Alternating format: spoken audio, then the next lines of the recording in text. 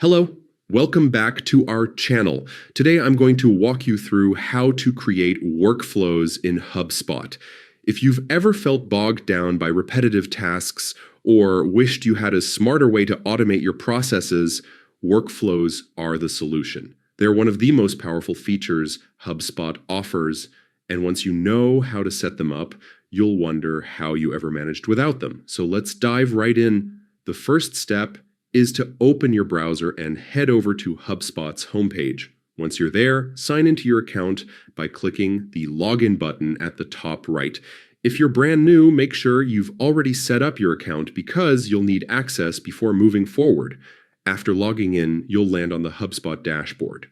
From here, look for the Automations option in the main navigation menu. This is where all the workflow tools live. Click on it and then head into the Workflows tab. This is the hub where you can see existing workflows and, more importantly, create new ones. Now go ahead and click on Create Workflow. This opens up the interface where you can start building from scratch.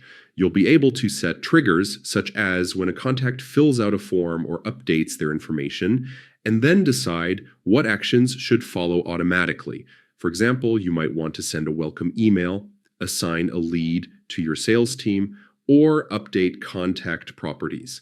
The best part about workflows is that they save you time by handling repetitive tasks, allowing you to focus on the bigger picture, like strategy and growth. Once you've built your workflow, review everything to make sure it aligns with your goals, then activate it. From there, HubSpot takes care of the rest. And that's it. By following these simple steps, you can easily create workflows in HubSpot and start automating parts of your business today. Thanks for watching, and do not forget to like, share, and subscribe for more helpful tutorials.